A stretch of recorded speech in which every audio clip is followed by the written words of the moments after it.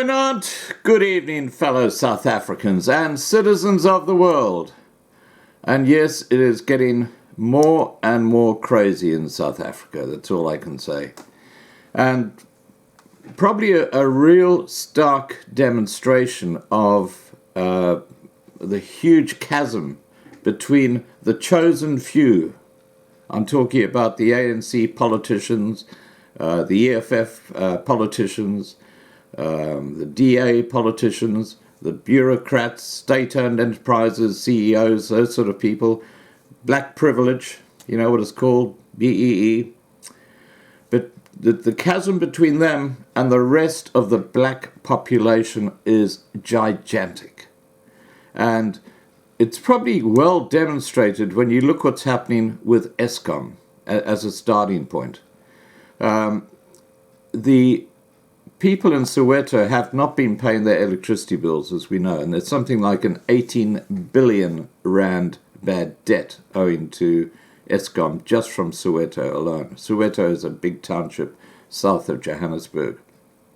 And whenever Eskom employees go out and try and cut illegal lines, then there are riots and they get attacked and, you know, everything for free.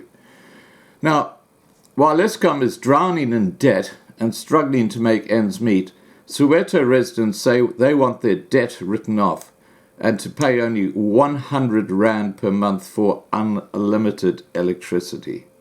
Now, how the heck is that going to work? You know, I get so many emails from my subscribers in different parts of South Africa where they're being hammered with huge increases in electricity. And when they prepay for electricity, you know, the number of units they get is tiny in comparison to what the black people get. There's somehow paying for electricity has become a race issue as well. If you're black, you get more electricity units for 100 rand than if you're white. And I don't know how that works, but apparently that is what's happening. But getting back to the story here. Eskom currently supplies 135,000 Soweto residents with power, but only 12% of these customers pay for electricity. This non-payment has seen Soweto's debt to Eskom increase from 3.6 billion in 2014 to its current level of 18 billion rand. Now, you might recall that just last week, Cyril Ramaphosa, Hippo Eyes, who represents that elite mob at the top, pleaded with Soweto residents to please pay their bill. And Soweto residents are having none of Eskom's debt collection and disconnection plans and are demanding that the power utility writes off their debt. So there you have it. Now, the interesting flip side of this is what's going on with one Cyril Ramaphosa. He was supposed to be the great hope, according to the Chinese. They've actually said openly that the last chance South Africa's got is Cyril Ramaphosa. If he falls over, then South Africa is gone. And that's the official Chinese position. What about Cyril Ramaphosa? Well, the DA are fuming. He took a 62-person delegation to Geneva who have been accused of wrongdoing. When you're the subject of an investigation from the public protector, which is going right now, it's live right now. They're actually having that court case between Cyril Ramaphosa and the public protector right now. It's live, actually. It's on YouTube. But when you're the subject of an investigation from the public protector, it might be wise to keep your head down for a bit. But Hippo Eyes, President Cyril Ramaphosa seemingly has nowhere to hide, as the DA have dug up the details of his most recent trip to Geneva in Switzerland. And you might recall before that he went to Saudi Arabia with his brother-in-law as part of the delegation. And of course his brother-in-law is working with renewable energy. He's got a huge company, and God knows how he got that, but I guess it's called connections.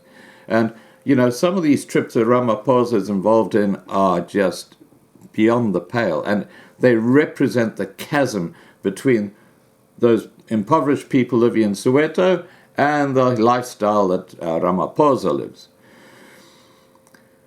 Cyril Ramaphosa and his crew of 35 may face investigation for the Geneva trip. Michael Cardo is the DA Shadow Minister of Employment and Labour. He confirmed that he will be leading the inquiries after accusations Ramaphosa of blowing 3.5 million rand of public money on a trip packed with astronomical fees. According to the party representative, Ramaphosa invited a bloated delegation to a conference hosted by the International Labour Organization, or ILO, in June. Although it has been reasoned that the president needed to attend in order to find tangible solutions to South Africa's unemployment crisis, his entourage has become problematic. How much did it cost? It has been calculated that the travelling party were afforded about 100,000 rand per delegate. It's understood that 35 members stuck their costs on the taxpayers' tab, another 27 covered their own expenses. In fact, the Minister of Employment and Labour, Thulas Nxesi, seems to be the worst offender of the lot. He spent the most on accommodation, over 75,000 rand, and 84,000 rand on flights for the 12-day stay. Carter has publicly slammed the jamboree to Geneva and revealed that the DA would be pursuing things further in Parliament. They are now requesting a full report into the expenditure incurred by the department. We will write to the Minister Thulas Nxesi to request a full, detailed report on whether the objectives of the trip were achieved, to be tabled in Parliament's Committee on Employment and Labour. We deserve to be told what they achieved and how they contributed. The public must know why we send one of the largest delegations to Geneva, which costs the South African taxpayers millions of rands, in the face of unprecedented levels of unemployment, austerity measures, and a necessity for the government. The jamboree to Geneva seems difficult to justify. Cyril Ramaphosa blasted for luxury vacation. The trip has also been described as a luxury vacation to one of the world's most expensive cities and a colossal waste of public money, on the premise that the visit may not have done much to ease joblessness.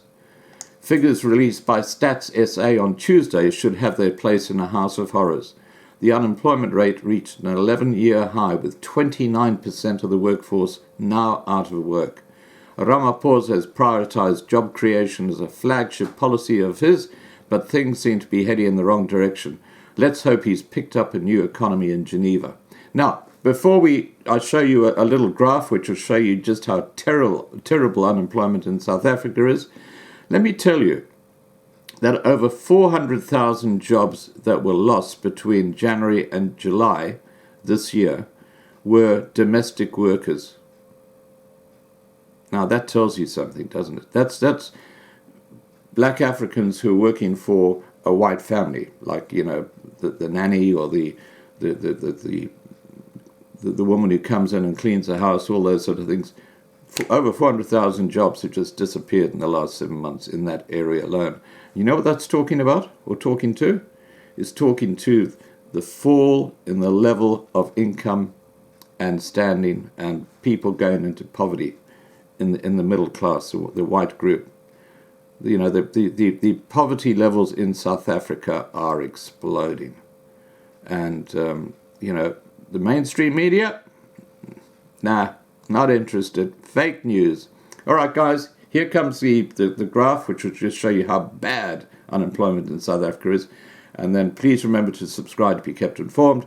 Ring the bell for the updates. And congrats to everybody. We've hit 47,000 subscribers. Take care. Bye for now.